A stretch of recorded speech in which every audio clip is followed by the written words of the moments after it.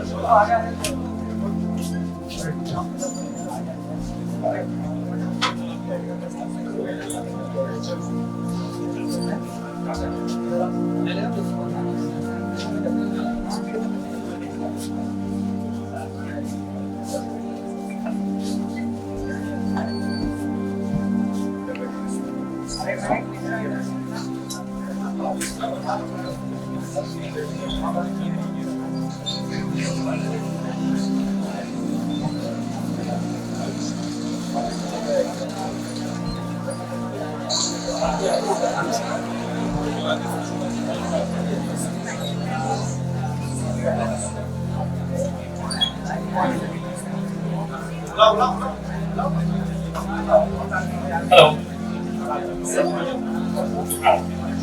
अभी बहुत अत्यंत ऐतिहासिक क्षणों को हमने सुना।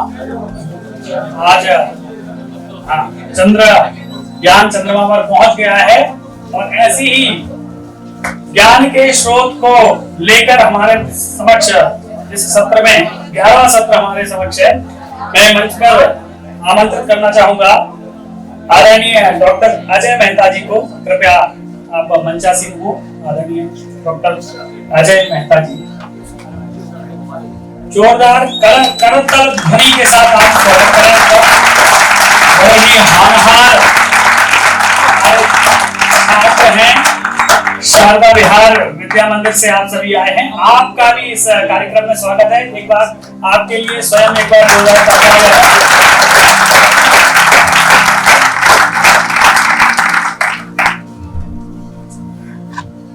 साथ ही साथ कार्यक्रम की गरिमा है और इसमें कार्यक्रम में आज के हमारे कार्यक्रम के अध्यक्ष आदरणीय अमित ठाकुर जी, जो कि ठाकर जी हैं, विराजमान हैं। आपसे भी अनुरोध करता हूं कि आप भी मंचासीन हो।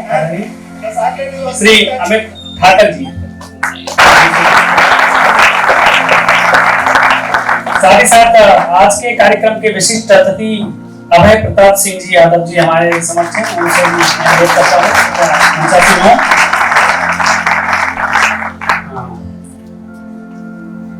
भारतीय परंपरा के अनुसार हम सर्वप्रथम अतिथि परिचय करेंगे और आज के हमारे कार्यक्रम के इस 11वें सत्र के जो मुख्य वक्ता हैं डॉक्टर अजय मेहता जी हैं। आप प्रसिद्ध ऑर्थो सर्जन हैं। सामाजिक क्षेत्रों में आपका हस्तक्षेप न केवल सांस्कृतिक, सामाजिक एवं उसके जो सरोकार हैं उनको बच्चों में कैसे उसका बीज बपन हो, उस कार्य को लेकर समाज में आगे बढ़ रहे हैं। आपने पुस्तक लिखी है क्या करें, और यह पुस्तक मेडिकल इमरजेंसी से संबंधित है। जब कभी भी हमारे जीवन में मेडिकल इमरजेंसी आती है तो उस समय हमें क्या करना चाहिए, यह पुस्तक बताती है। तो ऐसे विद्वान वक्ता का हम स्वागत करते हैं जोरदार तालियों से।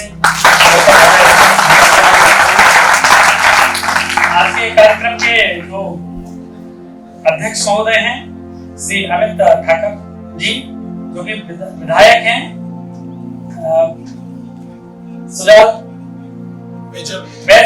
बैजलपुर गुजरात से आप हमारे बीच में उपस्थित हैं। आप पूर्व राष्ट्रीय अध्यक्ष भाजपा युवा मोर्चा रहे हैं, मध्य प्रदेश के प्रभारी तथा विधायक विधायक अभियान के आप प्रभारी हैं मध्य प्रदेश के। साथ ही साथ विशिष्ट अतिथि के रूप में हमारे बीच उपस्थित हैं अभय प्रताप सिंह यादव जी। आप प्रदेश कार्य समिति सदस्य हैं भाजपा मध्य प्रदेश तथा जिला प्रभारी सतना, पूर्व जिलाध्यक्ष भाजपा टीकमगढ़। तो बड़ा ही सौभाग्य है किसी के साथ आज के कार्यक्रम के में उपस्थित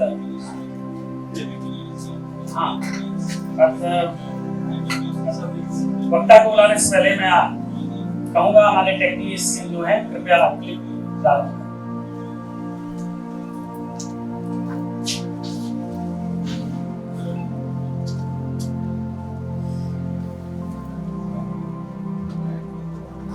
काम 60 साल में नहीं हुआ, कम से कम होगा सवाल।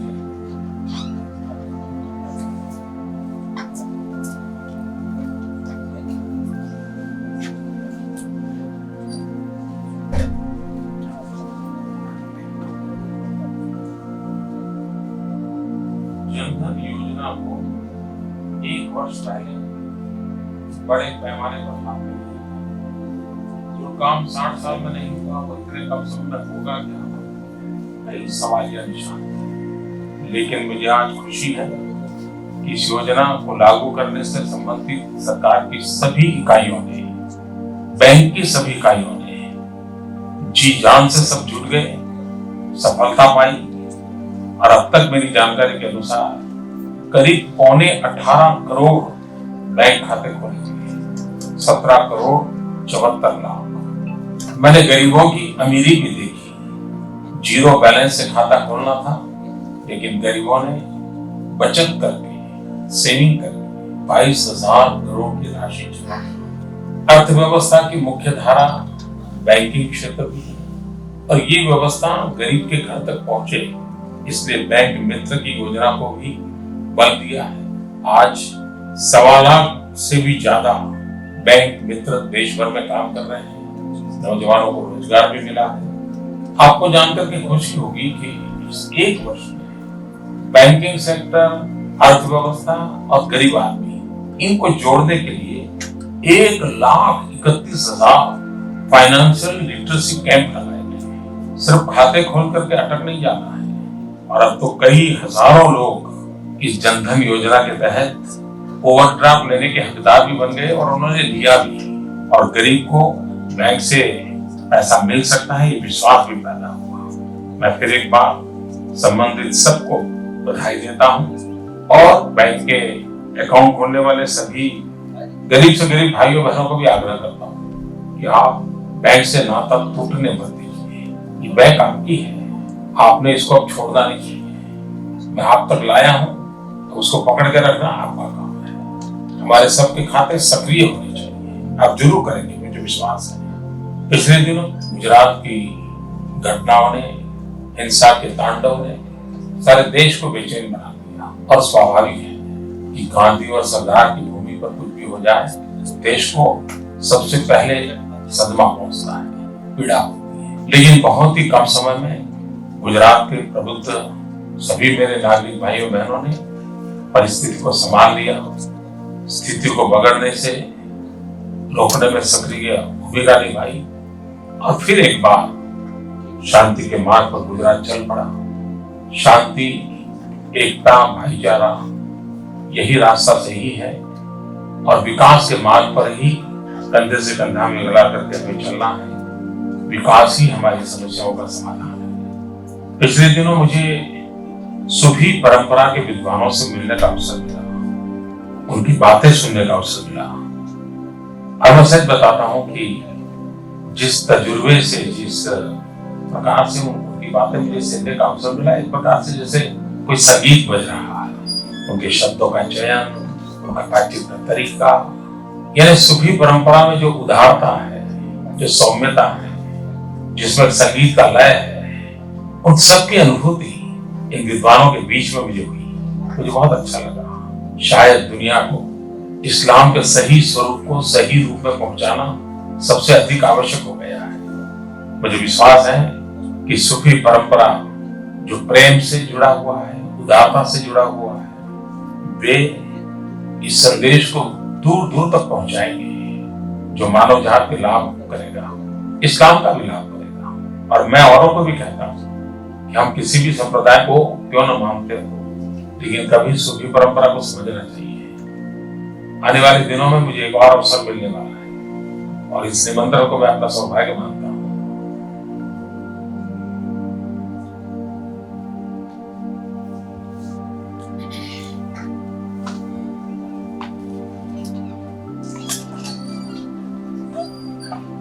शारदा विद्या मंदिर से आए ना आप लोग? शारदा क्यों आए? मैं आप लोगों से प्रश्न पूछता हूँ कि क्यों आए? जी, किसकी मन की बात समझ? मोदी जी क्या है? प्रधानमंत्री कौन है हमारे? पूरा नाम क्या है?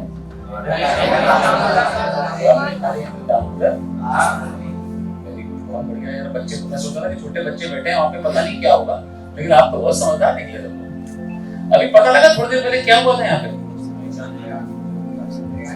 हाँ, चंद्रयान। तो मैं वो टेक्निकल टीम से रिक्वेस्ट करूंगा कि ये जो बच्चे जो चंद्रयान की लैंडिंग देखने से रह गए थे, अगर कर सके सार्थक, अगर आप कर सको तो वो लैंडिंग देखने का मजा है। आप लोग देखना चाहोगे ना? मेरे से बेहतर तो वही रहेगा, मुझे भी मालूम है। नहीं रहेगा? हाँ, मेरे से बेहतर वही रहेगा। सही बात बोलो यार, मजा आएगा उसको देखने में। आप लोग देख रहे थे तब मुझे अफसोस होता है कि छोटे बच्चे बेचारे वहां बैठे जिनको देखना चाहिए। तो मैंने रिक्वेस्ट किया सार्थक से, तो ये श्राइन अभी थोड़ी देर में सेट हो जाएगा, तो आपको दिखेगा और आप वो देखेंगे। उसके बाद हम मन की बात करेंगे। मन की बात तो करेंगे ना? तो मन की बात 2 मिनट बात करेंगे। तब तक वो लगता है, तब तक मैं छोटी सी बात सुनाता हूँ। ये चंद्रयान क्या था, रॉकेट से क्या था, ये तो मालूम था ना? तो क्या हुआ, एक बच्चा था राजू, उसने बोला कि मैं सूरज पे रॉकेट भेजूंगा। उसकी माँ बहुत खुश हो गई।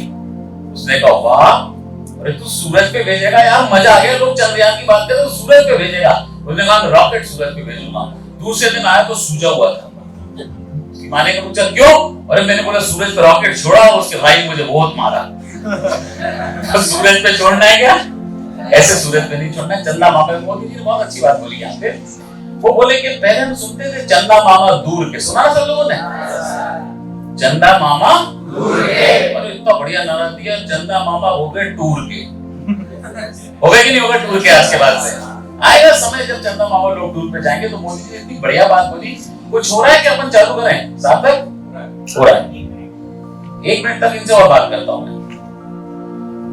तो अभी मोदी जी का हम जो सुन रहे थे वो स्कीम, डिजिटल इंडिया पे बात कर रहे थे, जन धन योजना पे बात कर रहे थे। आप लोगों ने सुना कि नहीं सुना? मैं देख रहा था 2-3 लोग तो वासी दे रहे थे तब बैठे बैठ के बाद में।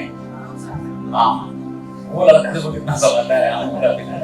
शाबाश बेटा, सही बोलना चाहिए। तो ये लोग बच्चे लोग परेशान आप लोग थे जरूर, लेकिन यहाँ पे कुछ इंपॉर्टेंट चल रहा था, इसलिए जरूरी था वो इंपॉर्टेंट आपको दिखाएंगे। तब तक मैं बताता हूँ, मोदी जी ने जन धन योजना, महिला सुरक्षा योजना, सूफी और बौद्ध धर्म, इसकी बात आप लोगों ने सुनी होगी थोड़ी थोड़ी। समझ इधर उधर मोबाइल देखते, मोबाइल किस किस के पास है? तो आप पहले वो देख लें, फिर हम अपनी बात करेंगे। हमारे बीच में माननीय भूपेश जी अगर आपकी इजाजत तो हम देख लें जी। ये लैंडिंग के जस्ट पहले का है, वो वहां से डाउनवर्ड्स होता हुआ आप देख सकते हैं। एल्टीट्यूड होल्ड फेज भी बहुत ही आसानी से लैंडर फेज से पार कर लिया है और अब फाइन ब्रेकिंग की शुरुआत हो चुकी है। अभी हम ये देख सकते हैं कि लैंडर की ऊंचाई लगभग 5.6 किलोमीटर है, जो कि इस फेज के उपरांत लगभग 800 मीटर हो जाएगी।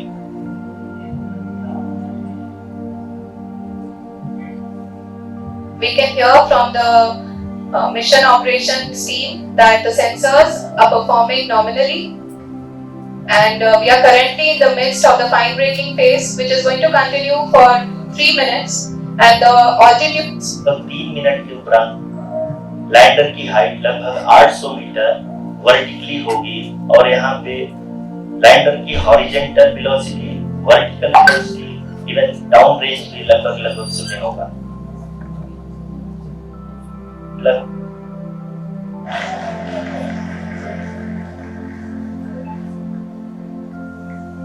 lot of applause indicates that till now the performance has been nominal. We are in the vertical descent phase 1. The altitude is being brought down from 800 meters and we are nearing and approaching the lunar surface. Height लगातार कम होता जा रहा है। इस समय हम landing site के just ऊपर हैं और इस समय इसकी ऊंचाई लगभग 600 मीटर के आसपास है। इस फेज के दौरान लगभग 150 मीटर के ऊंचाई पे पहुंचने के बाद लैंडर अगेन लगभग 20 से 22 सेकंड के लिए हॉवरिंग करेगा। We are above the landing site. The horizontal as well as the vertical velocity is now being constantly reduced, and the lander module has begun its descent towards the landing site.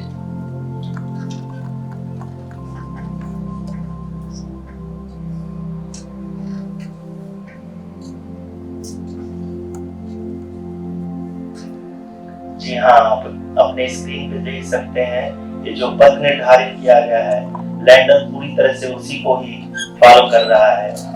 इस समय हम लगभग 200 metre की height से भी कम आ चुके हैं। अब हमें देख सकते हैं कि हम लगभग 150 मीटर की ऊंचाई पे हैं चंद्रमा के सतह।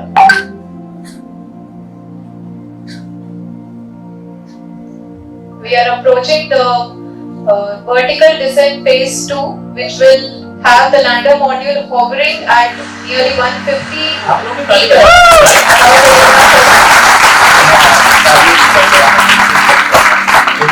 सेकेंड हैवरिंग फेज के कंप्लीट होने के बाद इन सारे वैज्ञानिकों के अच्छा, थोड़ी देर पहले आवाज आई थी, फिर से बोलो जोर से, भारत माता की जय, भारत माता की जय। इसको देख के तो अंदर से जोश आना चाहिए। फिर से ध्यान से देखें तो एल्टीट्यूड इतना कम होता जा रहा है। अभी हम लोग लगभग 135 मीटर की ऊंचाई पे हैं। Point. लैंडर की ऊंचाई लगभग 65 मीटर के आसपास बची हुई है।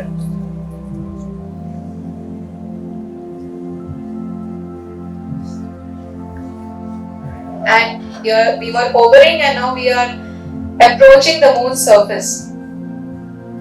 धीरे धीरे लैंडर की वेगमान को कम किया जा रहा है और हम अब लगभग 50 मीटर से भी कम आ चुके हैं।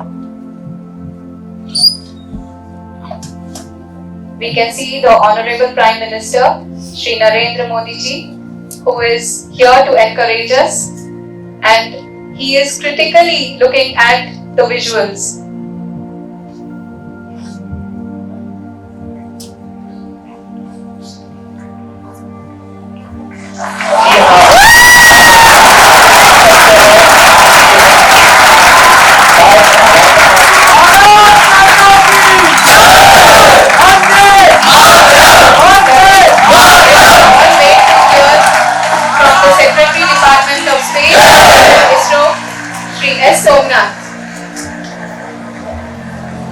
लैंडर मॉड्यूल पूरी तरह से सेफली और सॉफ्टली चंद्रमा की सतह पे लैंड हो चुका है। ये हम लोगों के लिए बहुत ही गर्व की बात है। हिंदी में एक कहावत है कि चंदा मामा दूर के, लेकिन अब हम ये कह सकते हैं कि चंदा मामा अपने घर के। बहुत ही उम्दा। The hard work of the entire ISRO community has come to fruition.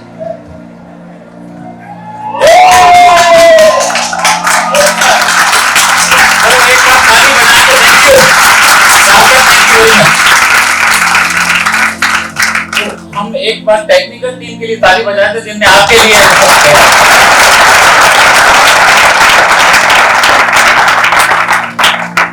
अब हम अपने मूल विचार पे आते हैं जिसके लिए हम लोग यहाँ पे इकट्ठे हुए हैं। आइए स्वागत है। अब हम लोग मूल विचार पे आते हैं। बच्चे आप लोग यहाँ पे क्यों आए और हम बात कर रहे थे, उसके पहले मैं अभय जी और अमित जी का स्वागत करता हूँ कि आप अध्यक्ष और आप इस प्रोग्राम में पधारे। गुजरात से आए हैं और गुजरात से कौन है? ये तो जोरदार ताली बजनी चाहिए।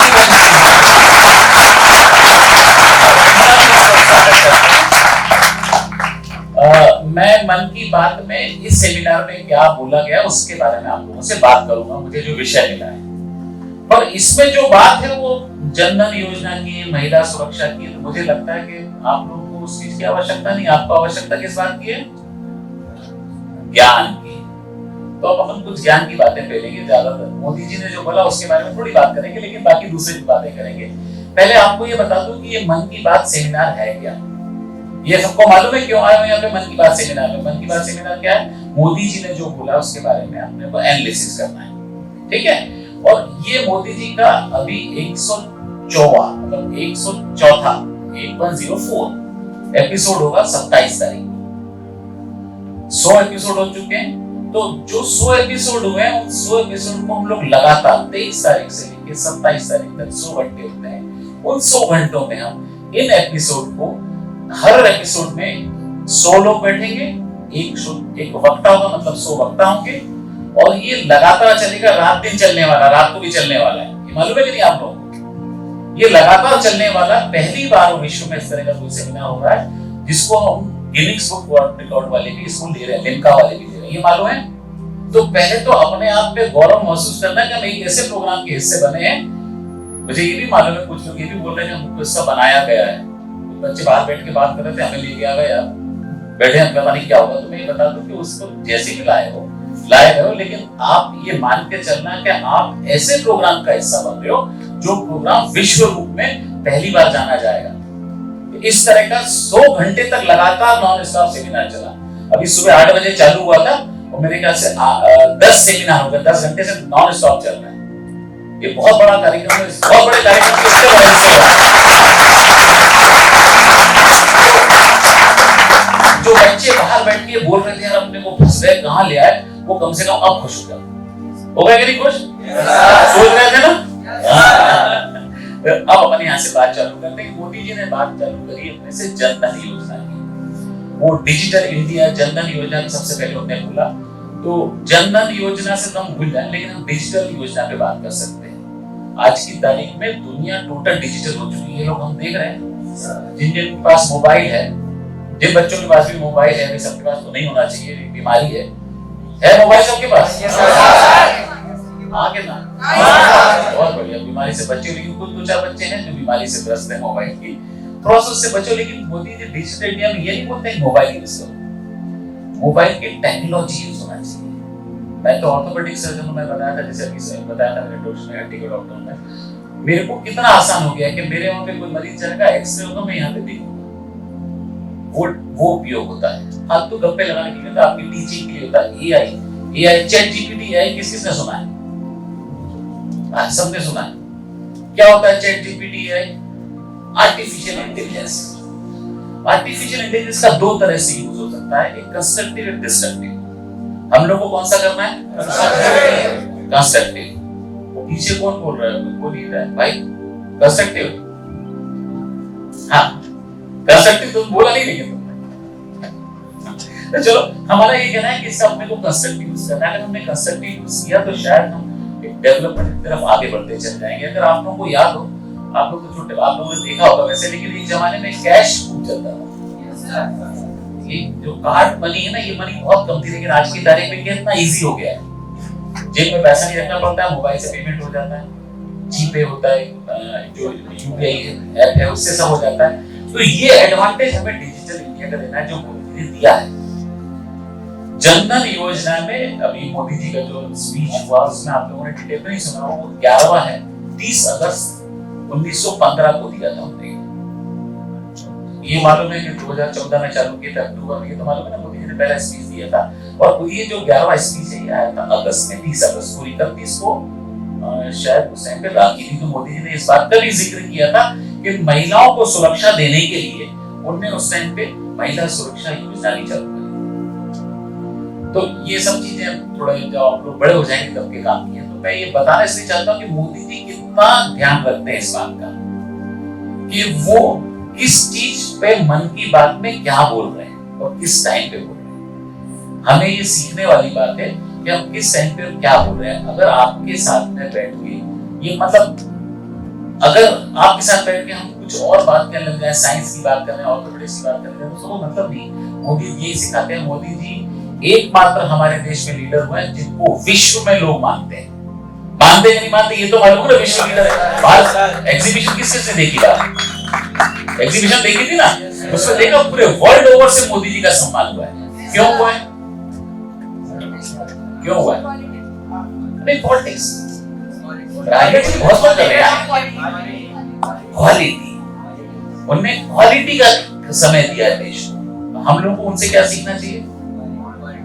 हमारे पास जो समय उसका क्वालिटी का उपयोग करें, जो क्वालिटी का उपयोग करें। जैसे मन की बात एक ऐसा प्रोग्राम हमने डिजाइन किया जिसको ये शायद आप लोगों को राजनीति का आप लोगों के होना भी नहीं चाहिए सब्जेक्ट, लेकिन ऐसा कुछ हुआ था इलेक्शन टाइम पे।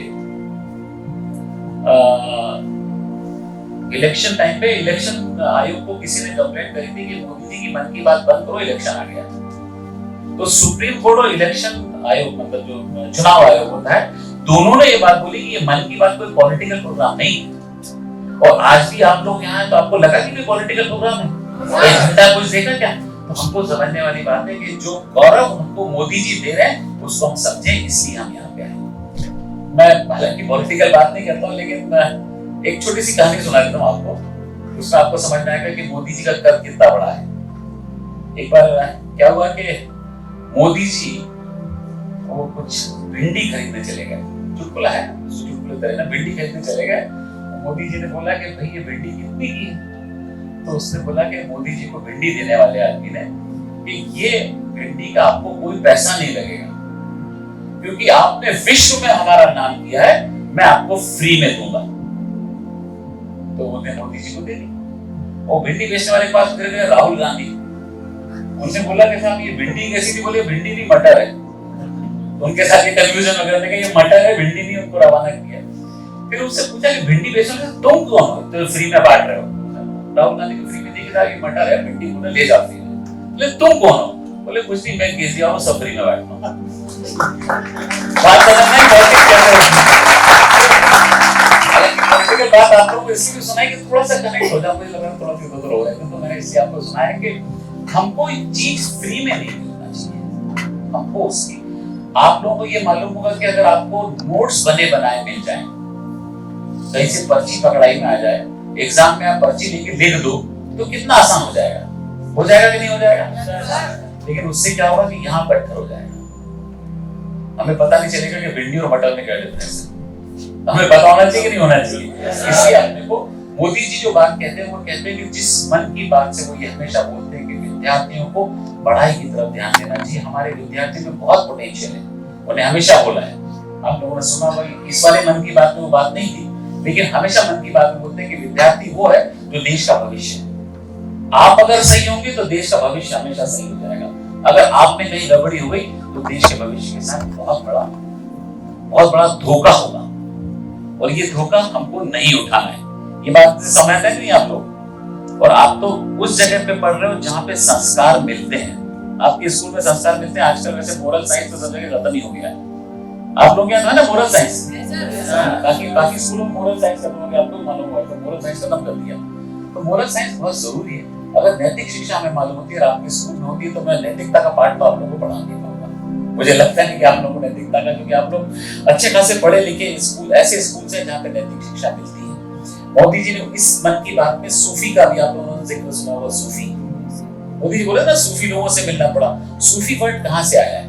थोड़ी कुछ बातें मैं ऐड करता हूँ। सूफी आया सूफ से, सूफी वर्ड बना है सूफ से, और सूफ मतलब होता है साफ सुथरा, धुला पुछा।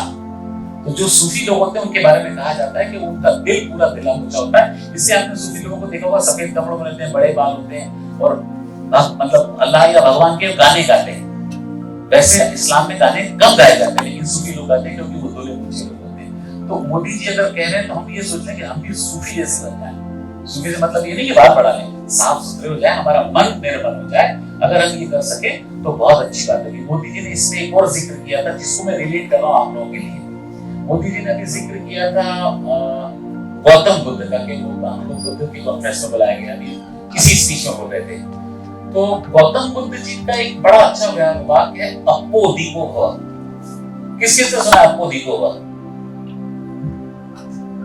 अप्पो दीपो भव बोलते हैं बहुत लोग बोलते हैं। अप्पो दीपो मतलब अपने दिए खुद बनो।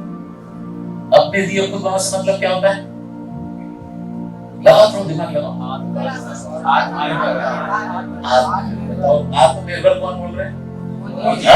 आत्मनिर्भर भारत बोल रहे हैं। तो आप मान के चलो कि आपको दीपो से मोदी जी ये मैसेज देना चाहते हैं कि हमें आत्मनिर्भर बनना है। अगर अंधेरा है तो अंधेरे को भगाने के लिए क्या करना पड़ेगा? इधर देखो, इधर देखो, अपन इधर बात कर रहे हैं। अगर अंधेरा है तो अंधेरे को हटाना है, बात करने से कुछ बात बनेगी क्या? अगर इस कमरे में अंधेरा कर दें और हम लोग सब चिल्लाएं अंधेरा हटाओ, अंधेरा हटाओ, अंधेरा हटाओ, तो अंधेरा हटेगा क्या? कैसे हटेगा? आपको दिखो, ये आपको दिखो है कि हम अगर उजाला जला लेंगे तो उजाला हो जाएगा। हमें अंधेरा भगाने के लिए नारे लगाने की जरूरत नहीं है।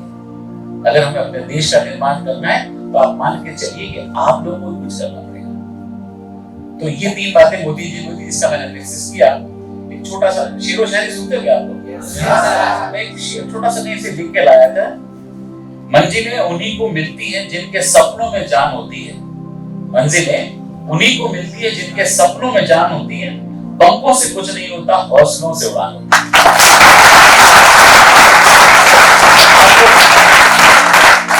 आप लोग इतना हौसला बनाए रखें कि हम अपने जीवन में वहां पहुंच जाए जहां हमारे माता पिता हमारे देखते हैं, हमारा समाज हमें देखना चाहता है और हम देश को उन्नति की तरफ ले जाएं। हम लोग थोड़ा लेट हो चुके हैं। मैं 1-1.5 घंटे तक बोल सकता था, लिख के भी बहुत सारी चीजें लाया था, लेकिन मुझे लगता है क्योंकि आप लोग भी काफी देर से बैठे हैं और अगले सत्र की भी तैयारी है। हमारे 15 मिनट का एक हमारा ये भी होता है जिसमें हम इंटरेक्टिव, अगर आपके कुछ प्रश्न होंगे तो मैं उसका जवाब देना चाहूंगा, और अगर प्रश्न नहीं होंगे तो हमारे हिसाब से हम इस सत्र को समाप्त कर सकते हैं। कहाँ भाई साहब समाप्त कर सकते हैं क्या? आप लोग बताओ, थक गए कि चल रहे थे? तो आयोजकों की भी एक लिमिटेशन से आप लोगों को मालूम है कि इसके बाद फिर 100 लोग आके बैठे होंगे, फिर वो 100 लोग बैठेंगे, उसके बाद फिर 100, ये अनवरत चलने वाला सप्ताह है। तो बातें तो और भी हो सकती है, लेकिन मुझे लगता है कि इतना आप लोगों के लिए सफिशिएंट है कि आपको दीपो हम अपने दिए खुद बने, हम अपनी अलग खुद जलाएं और हमारे राष्ट्र को उन्नति की ओर ले जाएं। बहुत बहुत धन्यवाद।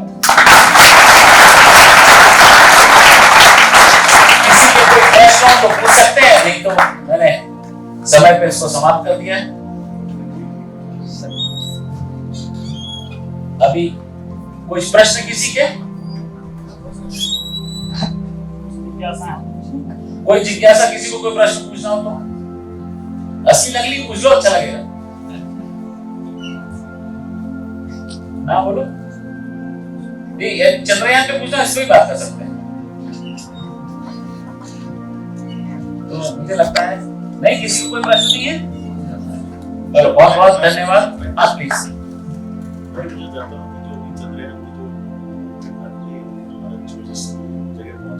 से भारत को किस तरह से देखते हैं, भारत आगे किस जगह पहुंचने वाला है, ये ऐसा लगता है हर एक नई जो सफलता होती है वो एक शुरुआत मानी जाती है, एक शुरुआत है किसी नई सफलता, नई देश की। तो इस तरह जगह मतलब इस तरह के बाद भारत का कैसे आगे निर्माण होने वाला, दुनिया उसको किस तरह से देख रहा है? इसमें छोटा सा मुझे शेर तो पूरा याद नहीं है, लेकिन एक बात, अभी तो हमने हाथ फैलाए हैं, पूरा आसमान बाकी है, अभी तो बहुत आगे तक जाना है। तो शुरुआत है। मोदी जी ने भी बोला ना कि हम तो हो सकता है कि ये जो चंदा मामा है इसको हम दूर तक ले जाएं, दूर तक की जगह चंदा मामा, दूर तक चंदा मामा, दूर तक ले जाएं। चंद्रयान के बाद तो अभी बहुत बारीकी की अभी जो तैयारी है वो तो सूरज पे भी पहुंचने की, सूरज से छूटना जरूर मैंने सुनाया था, लेकिन सचमुच में सूरज पे पहुंचने की तैयारी भी कर रहे हैं। तो ये काफी और बड़े मजे की बात है कि ये इसमें प्रश्न ये है कि जैसे आप तो उस समय में देखा था कि जब हमारे साथ के जो अच्छे स्कॉलर्स थे, उनका एक ही सपना होता था किस तरह फॉरेन जाके पढ़े, जाके फॉरेन में जाके अपने सेटल हो जाए। अब आप क्या देखते हैं कि भारत में लोग जो है जो बाहर जो लोग बाहर से यहाँ से गए थे हमारे साथ, शायद अभी भी बहुत से लोग बाहर पढ़ना चाहते हैं, बाहर नौकरी करना चाहते हैं। अब वो क्या सोचते हैं कि भारत लौटना चाहिए, या भारत में विकास की जो दर होने वाली है, या आगे जो 2030 का जो भारत होने वाला है, तो क्या उनको वापस आना चाहिए, या कैसे क्या, क्योंकि बहुत सी चीजें हैं अभी मेरे ख्याल से जो हमारे साथ लोग देखते हैं कि माँ बाप जो है वो अलग अलग ऐसे मकान में रहते भी हैं, लेकिन उसकी देख रेख करने के लिए है, बाकी तो सब उनके बच्चे बाहर हैं। अब उनको क्या, आपको क्या लगता है कि आगे चल के क्या होगा? वैसे भी मोदी जी ने आप मोदी जी का सिग्नल दे रहा हूँ, मोदी जी ने मेरे मित्र भी उन्होंने मुझसे प्रश्न पूछा कि अब क्या हो रहा है, जो इसको ब्रेन ड्रेन बोलते हैं। अभी मोदी जी और हम जिस उम्र के उस टाइम पे ब्रेन ड्रेन बहुत कॉमन था। हमारे टाइम बहुत लोग विदेश जाते थे, हम लोग नहीं जा पाए, पढ़े लिखे कम थे तो नहीं गए। नहीं ऐसा नहीं, मैं तो खैर बड़ा बात ये कि हम लोग बाहर क्या देखते हैं कि क्या होगा। मैं अभी ये दावा कर सकता हूँ कि बहुत सारे लोग लौटना चालू हो गए और कुछ गए। मैं एक एग्जांपल देता हूँ, मेरा दोस्त है भार्गव, उसका नाम है डॉक्टर, मेरा जूनियर था, वो अभी यूएस में, न्यूयॉर्क में, he is a physician and cardiologist. So what he was saying to me, he came last year only, पिछले साल जब यहाँ पे आया तो मेरे से बोला कि यार हम लोग जैसे मेडिकल कॉलेज में रहते थे, बॉस बोलता है यार बॉस बहुत बड़ी गलती हो गई जिंदगी। क्यों? बोले यार हम चले गए, जब हम गए तो हमारे मतलब वो यहाँ से गया था 30 साल पहले, तब वो कह रहा था कि भोपाल में एक भी वेंटिलेटर नहीं था। वो गया क्यों? क्योंकि उसको वेंटिलेटर एक ऐसी सांस लेने वाली मशीन होती है, थोड़ी महंगी मशीन होती है, अलग किस्म की मशीन होती है। तो वो बोला कि मैं उस मशीन नहीं थी इसलिए मैं वहां चला गया। अब मजे की बात ये देखिए कि हर अस्पताल में 8-8, 10-10 वेंटिलेटर है, छोटे छोटे अस्पतालों में। तो ये हमारे यहाँ पे डेवलपमेंट हो गया, इसलिए लोगों ने जाना बंद कर दिया है, कम कर दिया है। And I can afford to say कि मैं अपने घर के एग्जांपल में बोल सकता हूँ कि मेरे बेटी और दामाद दोनों ने हार्वर्ड से एमबी किया, दोनों वापस आ गए। तो ओपनिंग हुआ थी और दोनों वापस इसीलिए आए हैं कि उनको लगता है कि अब यहाँ पे ओपनिंग है। बहुत खेल हो गया दूसरे की धरती पे, अब हमारी धरती में वो दम आ गई है, यहाँ खेला जा सकता है, इसलिए अब लोगों ने जाना कम कर दिया। वो 2030 तक देखेंगे लौटने के लिए। और मैं दावे से कह सकता हूँ कम से कम 25 लोगों को ऐसे मैं जानता हूँ जो अमेरिका लंदन से वापस आना चाहते हैं, लेकिन अब वो लेट हो गए। और जो अरेरा कॉलोनी में मकान खाली पड़े वो भी इसलिए खड़े कि वो अब आना चाहते हैं लेकिन अब नहीं आ पाते, एक सिस्टम में फंस जाते हैं, वो सिस्टम से निकलना मुश्किल होता है। हम लोग भी जानते हैं कि अगर हम किसी चीज के सिस्टम में चले जाते हैं तो देयर इज नो कमबैक, वो सिस्टम में फंस गए, अदरवाइज आना तो नहीं चाहते। आप जितनों को जानते हैं उनको कुरुद के देखिएगा, वो ये बोलेंगे कि हम वापस आना चाहते हैं। तो अब स्थिति हमारे देश की बदल गई है और इसीलिए बदली है कि हमारे पास एक लीडरशिप आई है, मोदी नाम की लीडरशिप आई है, जिस लीडरशिप ने हमें इतना गौरव दिया कि आज इस हॉल में वंदे मातरम भारत माता की जय के नारे अपने आप लग रहे थे। पहले लगवाने पड़ते थे, ये बच्चे अपने आप लगा रहे थे। यह गौरव हमें हमारे प्रधानमंत्री ने दिया है। तो शायद इसलिए हम ये बोल सकते हैं कि अब वो ब्रेन ड्रेन की स्थिति अब नहीं रहेगी, ओपनिंग तो होगी। चलो let's see how it works.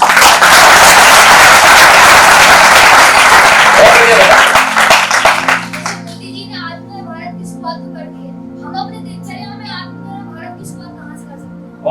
बहुत अच्छा प्रश्न है।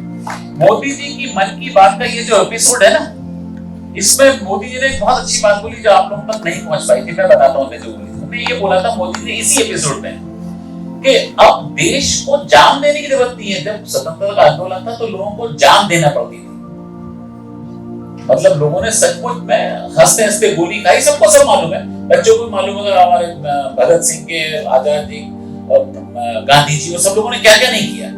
लेकिन मोदी जी ने इसी भाषण में इसी एपिसोड में बोला है कि अब जान देने की जरूरत नहीं, अब काम देने की जरूरत है। आप लोग अच्छी पढ़ाई करेंगे वही आत्मनिर्भरता, अलग से कोई आत्मनिर्भरता नहीं है। हम जहां पे हैं वहां पे अच्छे से काम करें, वही आत्मनिर्भरता। हमने बहुत सारे एग्जांपल इसी एपिसोड में दिए, पर वो चूंकि मुझे लगा कि थोड़ी गंभीर बात हो जाए, मुझे नहीं मालूम था कि इतना छोटा बच्चा इतनी गंभीर बात करेगा। तेरी बेटा जोरदार तालियां। हमारी आत्मनिर्भरता यही है। हम लोग, मैं माफी चाहूंगा भाई साहब, आप बुरा ना माने, आप मतलब एक बात बच्चे लोग हमेशा बोलते हैं, मैं बोलूंगा तो लोग मानेंगे कि आज की तारीख में पॉलिटिशियन का ग्राफ बहुत ज्यादा गिर गया है।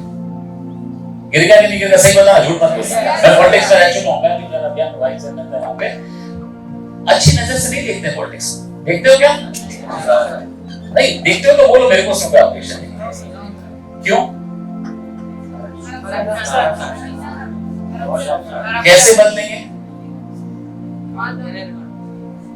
हमें बनना पड़ेगा, किसी और कहीं और से कुछ नहीं होने वाला। हमारे अंदर, हमारे घर में अगर अंधेरा है तो दिया हमें ही जलाना पड़ेगा, कहीं और दिया जलाने से काम नहीं चलेगा।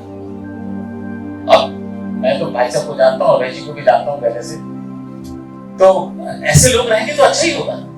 आज आपको लगता है कि कोई एक टाइम था, बच्चे लोग आप लोगों को शायद नहीं मालूम है, लेकिन अमित आप इस बात से सहमत हो, एक टाइम था कि कोई एमएलए कहीं और का हो और वो 2 घंटे से यहाँ बैठा और झेल रहा, ऐसा कहीं पहले देखा आपने?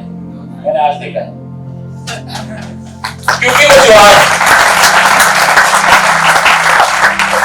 तो उस जवाब के कारण हमें अच्छे लोगों को पॉलिटिक्स में आना चाहिए, काम करना चाहिए और एक अच्छे समाज का निर्माण करना चाहिए। बहुत बहुत धन्यवाद। और कोई प्रश्न तो बता दो कि मेरे ख्याल से समय समाप्त हो गया है। हाँ, हम लीडर बनने के लिए तो कहते हैं कि एक करप्शन है, लीडर बनना है, लेकिन जब वहाँ खड़े होकर यहाँ सुनने वाला सोचता है तो वहाँ यहाँ से हम, ये जो बच्चे हैं या मैं भी हूँ, हम सब 10, 12 ग्रेजुएशन मास्टर्स कर लेते हैं, लेकिन कभी कोई सामाजिक बदलाव की कहते हैं कि हम निष्पक्ष करेंगे, ईमानदारी से काम करेंगे, लेकिन कभी कोई जब वहाँ तक पढ़ते पढ़ते चला जाता है तो फिर वो बेईमान क्यों बन जाता है? क्या प्रश्न है कि वो बेईमान क्यों बन जाता है? देखो ऐसा है कि आप लोगों से गांव में कितने लोग रहे? सभी लोग हैं, चलो हाथ नीचे कर लो। एक बात बताओ कि अगर जमीन खराब होगी और बहुत अच्छा बीज होगा तो होएगा क्या? नहीं होगा ना। अगर जमीन बहुत ही खराब होगी, कितना ही अच्छा बीज दिया होगा नहीं होगा। लेकिन अगर जमीन बहुत अच्छी होगी और थोड़ा खराब बीज भी होगा तो होगा नहीं होगा? इसका क्या मतलब है कि जमीन अच्छी होनी चाहिए। और जमीन बनती है कल्टीवेशन से।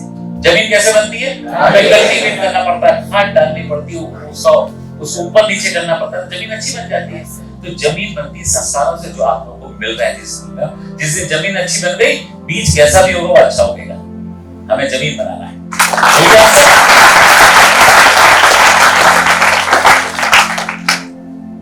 चलिए बहुत बहुत धन्यवाद। ये आंसर मैं तुमको किसी भी दे सकता हूँ, ये हमारे वॉलंटियर है ना। बहुत बहुत धन्यवाद सबको, नमस्कार, बहुत बहुत धन्यवाद। निश्चित रूप से सर आपने मन की बात के साथ साथ मनस चिकित्सा भी की है, इसीलिए हमारा वॉलंटियर भी खड़ा होकर अपनी मन की चिकित्सा करवाने तैयार हो गया। तो जोरदार तालियां भाई साहब के लिए।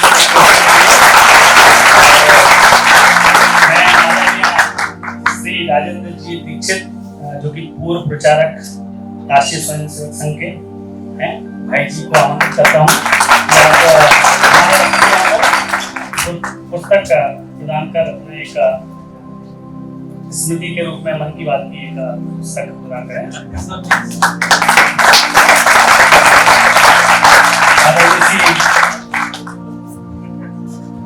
अमित ठाकर जी जो कि हमारे इस कार्यक्रम के अध्यक्ष थे।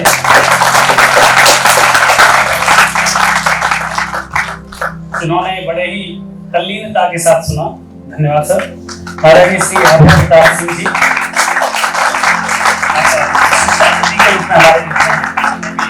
बड़े ही ध्यान से डॉक्टर साहब की बात को सुनी। और आप सभी को भी बहुत बहुत धन्यवाद कि आप शारदा विद्या मंदिर से इतनी दूर से यहाँ पर आए, बड़े ही ध्यान से सुना।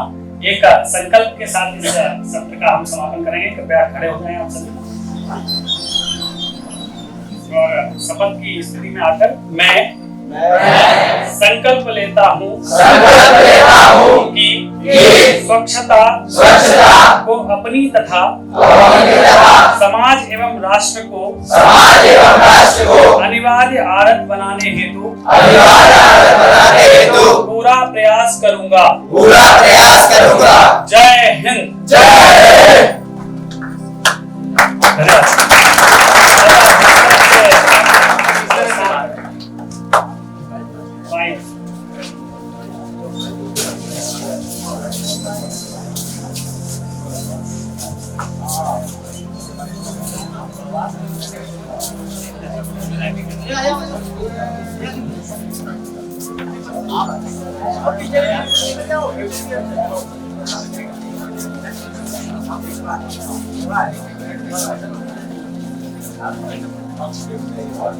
सर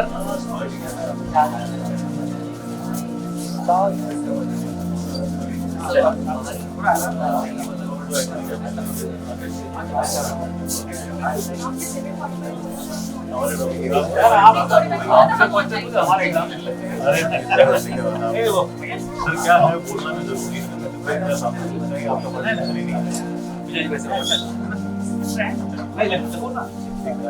मैं छोटा तो